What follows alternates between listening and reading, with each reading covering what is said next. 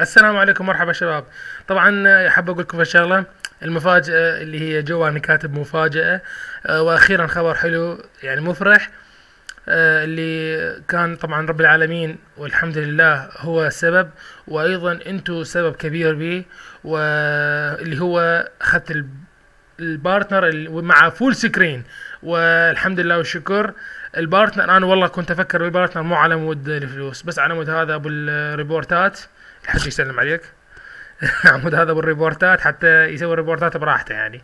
لان بعد ما يهم ياخذ الريبورتات يخليها بغير مكان. المهم، طبعا حاب اعطي شكر لكم، شكر كبير لكم يا مشتركين. لو ما انتم انا ما قدرت اخذه والله العظيم. شكر خاص الى كل واحد منكم، وشكر الى صديقي واخوي امين حسين اللي طين القناه مالته اللي هي حوالي 765 مشترك. ابعث له شكر كبير جدا جدا. لان لو ما هو ومساعدته عمل لي اعلانات باستمرار حتى يدعمني بيها يعني. انا ما اقدر ما اعرف اقول له بصراحه على هذا الشيء سوى لي إياه. يعني شكر كبير إله يعني جدا جدا كبير. وايضا شكر الى اخويا عمر. يعني خطيه دعم لي الولد ونزلت بقناته مقطع شرحت بيه يعني بارك الله بيه. يعني ما اعرف شو اقول لكم. الحمد لله والشكر، هذا كله من فضل رب العالمين وفضلكم انتم. هي قناتكم، وان شاء الله راح انزل بيها اي شيء. وانت عيني ابو الريبورتات سوي اللي تريده، وهاي الريبورتات خليها بغير مكان. بعد ما يفيد. الحمد لله والشكر، خبر كلش حلو.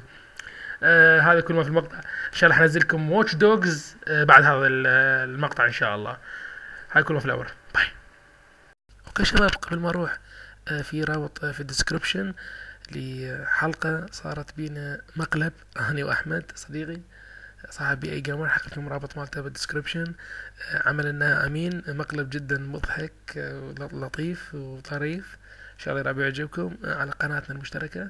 يا ريت تسوي له لايك وسبسكرايب، ايضا حخليه بالدسكربشن. هاي كل ما في الامر. ان شاء الله يعجبكم المقطع.